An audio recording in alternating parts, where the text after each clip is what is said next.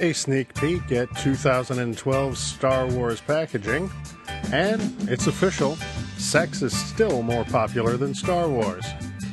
It's Thursday, March 3rd, and you'll hear about those stories and more this week on the 40th episode of This Week in Star Wars. This Week in Star Wars is your weekly source for news and notes from the galaxy far, far away. I'm your host, Matt Fox.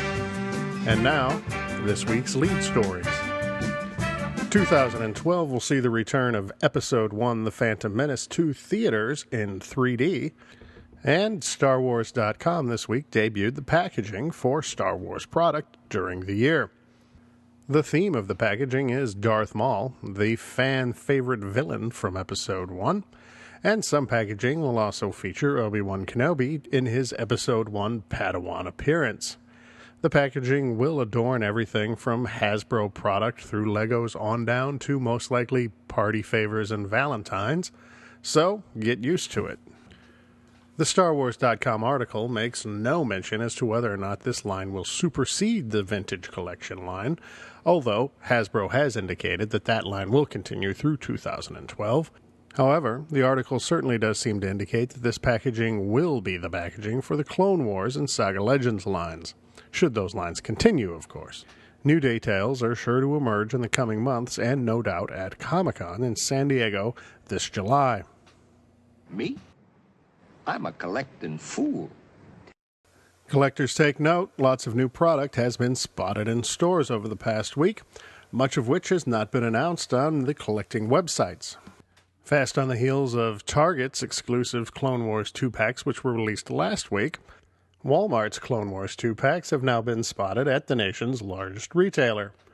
One pack contains an Obi-Wan Kenobi figure as well as a battle droid, and a DVD with the Landing at Point Rain episode, while the second pack features Anakin and a super battle droid, and the Weapons Factory episode.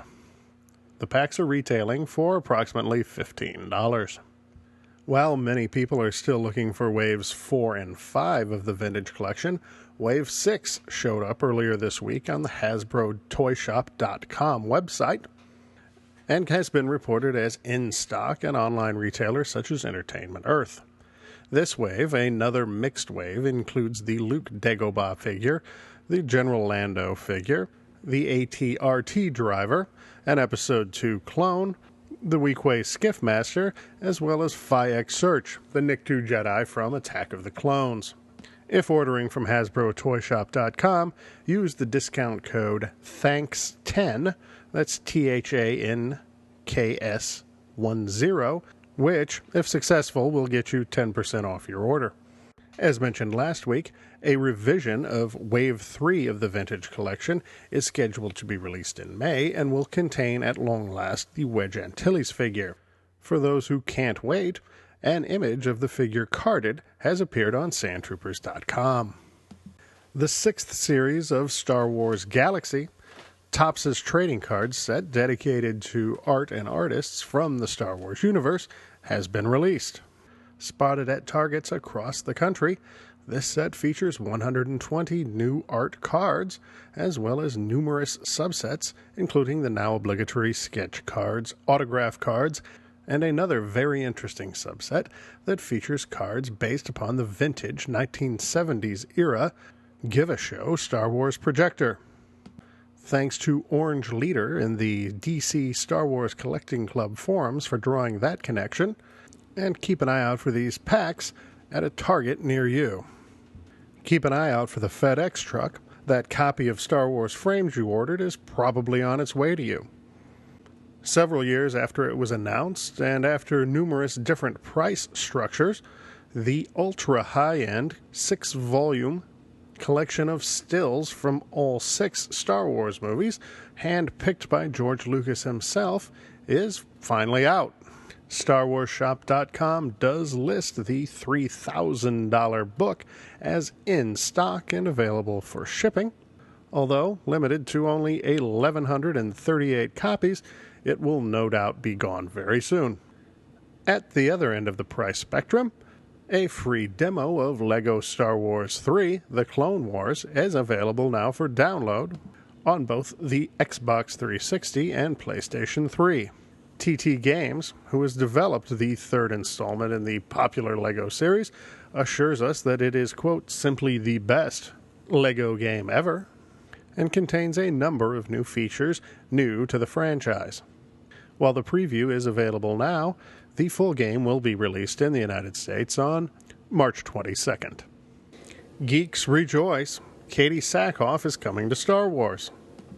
According to her own Twitter feed and reported by BigShinyRobot.com, Cara Thrace, a.k.a. Starbuck, from the recent reimagining of Battlestar Galactica, will be featured in an upcoming episode or episodes of Star Wars The Clone Wars. No official word yet from StarWars.com on this, and neither is there any information as to what character Sackhoff may play.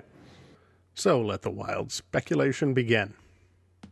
And file this week's last story under I don't know what it says about Star Wars fans. Numerous websites, including monstersandcritics.com, is reporting on a new survey, the results of which were released this week, which asked respondents which scenes from films did they most frequently freeze frame and re-watch. According to the survey, the most freeze-framed scene is Sharon Stone's famous interrogation scene from Basic Instinct, and number 2 was a similarly risque scene featuring Jennifer Lopez from last year's The Backup Plan. Scenes 4 and 5 were of a similar nature. However, the third most freeze-frame scene in cinema history is none other than the scene from A New Hope in which the stormtrooper hits his head on the control room door. All I can say is, wow.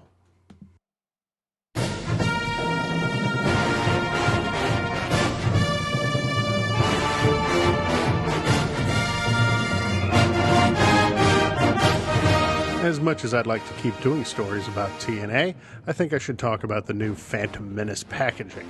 I like it. It looks sharp, and Darth Maul's an easy choice, but I think he's the right way to go. After a couple years of understandable focus on the Clone Wars, it's nice to see some love for the live-action films, even if they're the prequels, and I look forward to seeing where they take this packaging. I do have one concern and one suggestion if, God forbid, somebody who makes decisions is listening to this podcast. My concern is about the vintage collection. The majority of collectors seem to like the vintage packaging, and even if you don't like the idea of the vintage packaging on prequel cards, we're now committed to that as we have Attack of the Clones figures and Revenge of the Sith figures, and we've even seen the Expanded Universe figures. We need Phantom Menace figures. We haven't seen any yet, and I'm concerned that maybe now they're holding them for this new line. If we don't get figures from this movie on vintage collection card backs, it's going to leave something of an awkward hole in the collection. As for my suggestion of the powers that be, it's very simple. This is a sharp design, and you've got 5 more films coming out in 3D.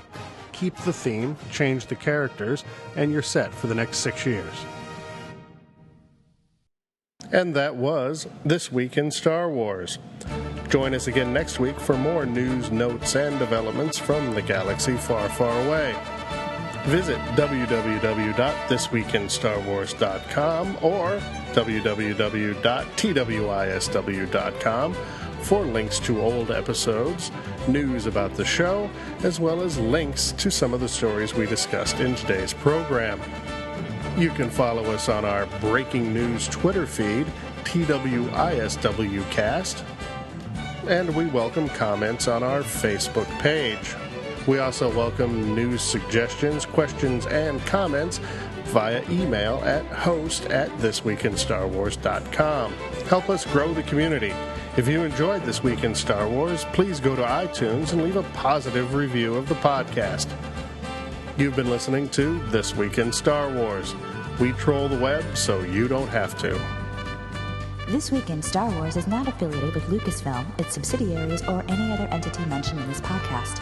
Star Wars, its characters, and creations are the property of Lucasfilm. All other trademarks are property of their respective trademark owners. This Week in Star Wars is intended for informational and entertainment purposes only. This podcast is copyright 2010 This Week in Star Wars. Invaluable technical assistance provided by WebStorm Interactive. News, comments, and questions can be directed to host@thisweekinstarwars.com. More information, links to stories presented, past episodes, and additional contact information are available at www.thisweekinstarwars.com.